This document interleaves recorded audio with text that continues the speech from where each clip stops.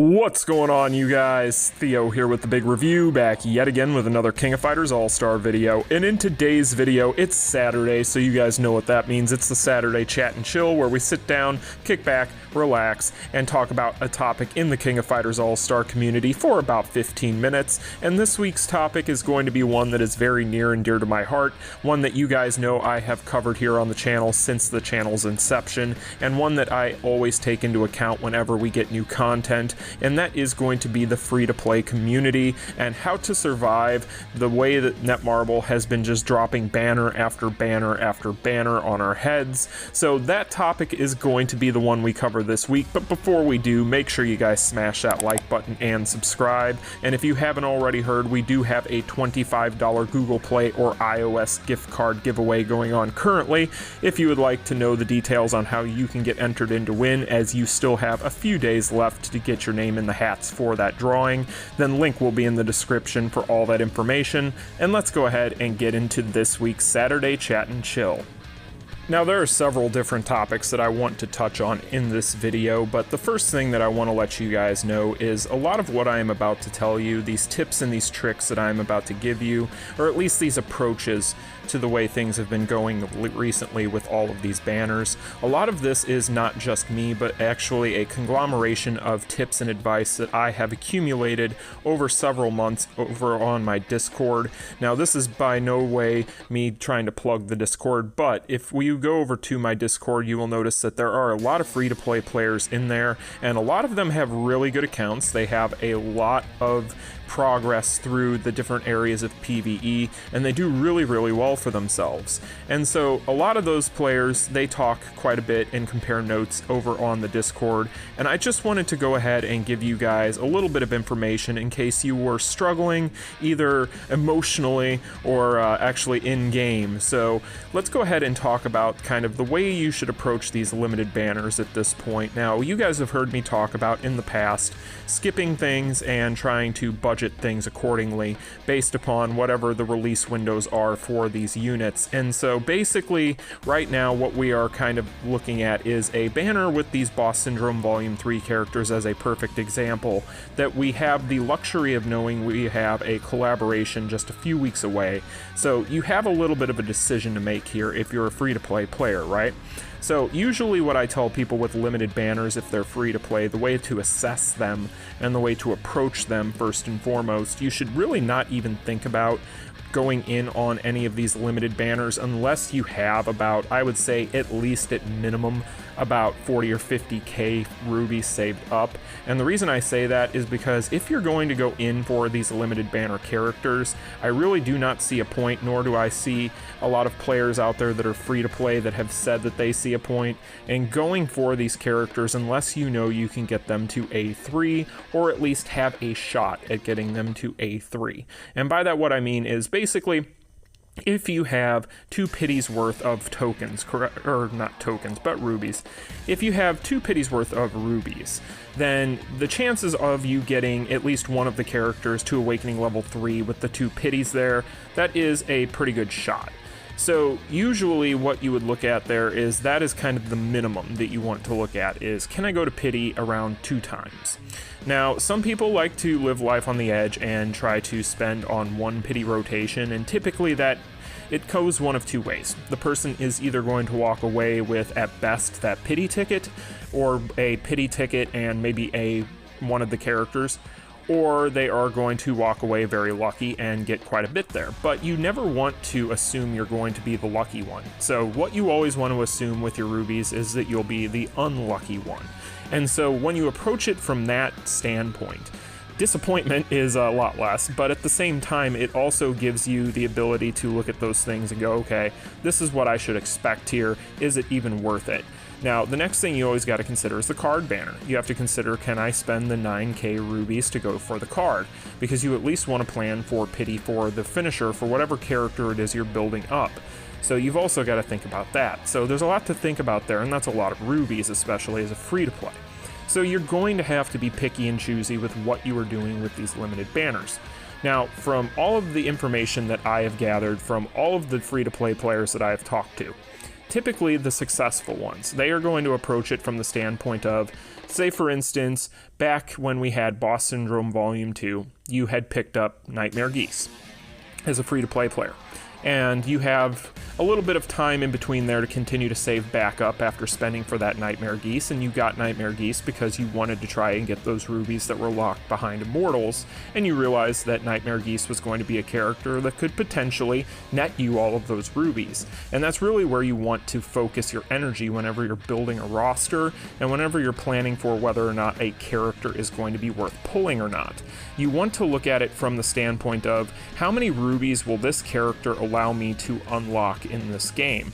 I.e., is this character going to be a character that I can bring into a wide array of teams across a plethora of different Immortals? If you can say that about a character, chances are, as a free-to-play, you are going to want to pick that character up, and Nightmare Geese is a perfect example of that. He is a character that you can put on the leadership for most any of these attack-based teams, and you can really just power your way through because of his ability to stop the clock, as well as to share his power gain leadership.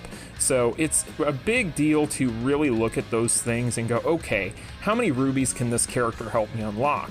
And if that character isn't really doing anything for you in that capacity, then you may just want to wholesale skip that character because they're really not going to be doing a ton for your account at that point in time.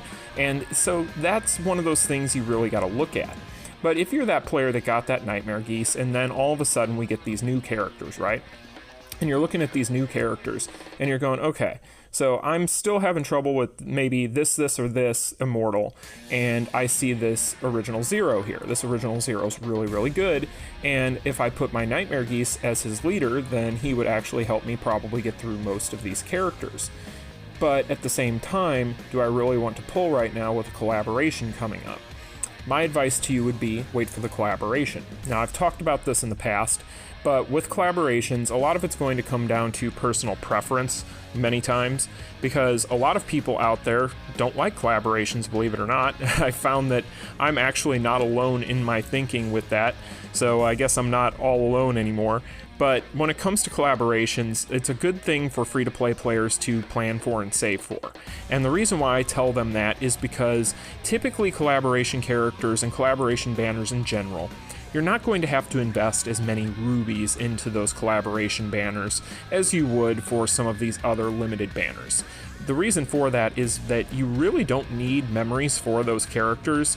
All you really need to do is pull them once, and then once you have them that one time, you can go ahead and start building them up through dimensional invitations, and that tends to be an easier way of doing things and a lot cheaper way of doing things than it is to just be going crazy on limited banners, where the drop rates are not necessarily the greatest, and you're going to need at least you're going to want to, and I would really just say you want to approach it from you really need to go to A3 to get those stones. So with that being said, you don't really have to worry about that as much at this point if you are looking at a collaboration banner. So I do think the collaboration banners offer a whole lot of value to free-to-play players. Now, of course, the unfortunate part of that is most of those free-to-play players are probably here for the King of Fighters Allstar, or at least for the King of Fighters, rather. So whenever they hear that, they're like, oh, okay, well, that's great and all, but I want to play King of Fighters characters. So, and I feel you. I totally understand that pain. But at the same time, do realize the inherent value with that collaboration for your account as a free-to-play.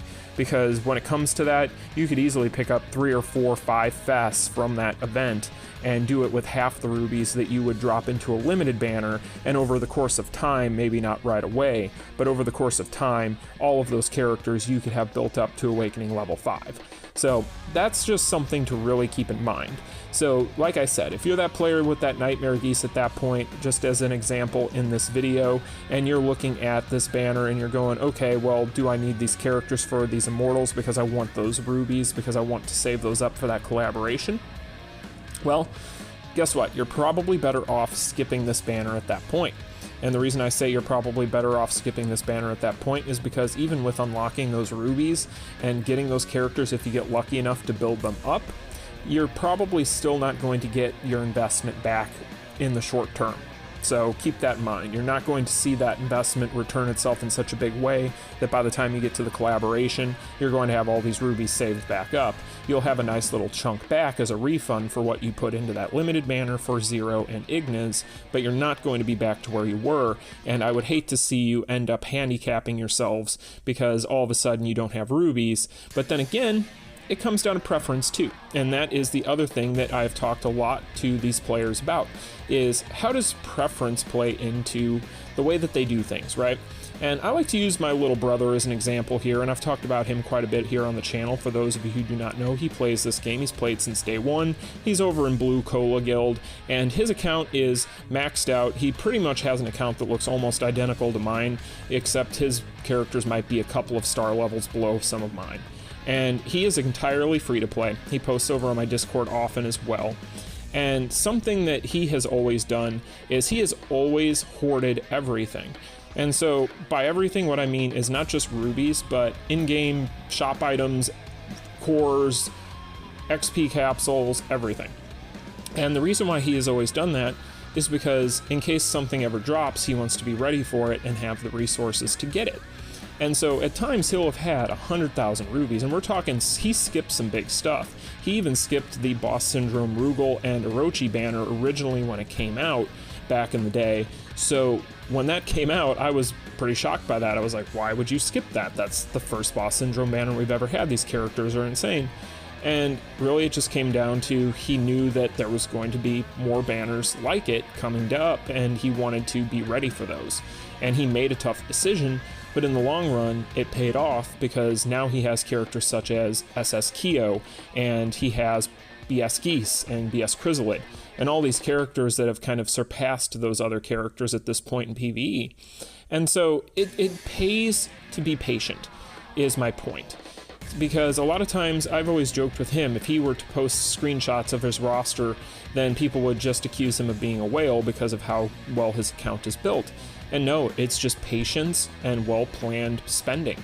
And if you set yourself limits, and that's another thing, you have to always set yourself a limit. You don't want to approach a lot of this stuff from the standpoint as a free-to-play of, well, I'm just going to spend everything. That's never a really great idea. I think you should always have some sort of windfall if you're free-to-play that you should kind of have as just a safety net just in case, because you never know when that marble is going to surprise you with something. So that's something I do think that you do need to take into account as well. And you also need to be okay with walking away. At a certain point, even if you've planned correctly, RNG is RNG. There are going to be times where you are going to get the shaft. As you guys have seen in some of my pull videos, even though I had that one really epic pull session on Boss Syndrome Volume 2, my other ones have been pedestrian since. And with that being said, it's one of those things where you never know what's going to happen, and the best laid plans and all that, you guys know the saying, but at the same time, you need to just be emotionally ready for that. You need to understand that the RNG isn't always going to be in your favor. And there isn't a single person out there whose favor it is ever going to be in 100% of the time. So you just have to accept that and move on with it, because that's just something that you really will find will be an unhealthy thing if you can't do that. And gacha games in general, you have to have that ability. You can't be somebody that is going to really take it personally and get really emotional if things don't go your way in these types of games. This isn't even just saying just King of Fighters Allstar, but just any type of gacha game, really. You need to be prepared. And so if that happens, then it really, really sucks. It truly does, and I hate to see when people get shafted because I know how it feels. However, it's one of those things where you got to roll with the punches and move on. You know, you guys have heard me joke around about, and I've actually seen you guys make jokes at me before in the comment section on live streams and things about how I don't really get too high or too low or too upset or too emotional about things when it comes to this stuff. I'm kind of stoned with it. And that's because I'm kind of battle hardened to gachas, and I really just try not to take any of it too personal because I know it's not. It's just a game, and at the end of the day, all I can do is the best I can, and if it's not enough, then it's not enough. So that's just some stuff that I wanted to put out there to you guys, because I've seen a lot of emotional reactions to the way things have gone, and none of this is to say that it has been healthy the way that Netmarble has treated the free-to-play market the past few months.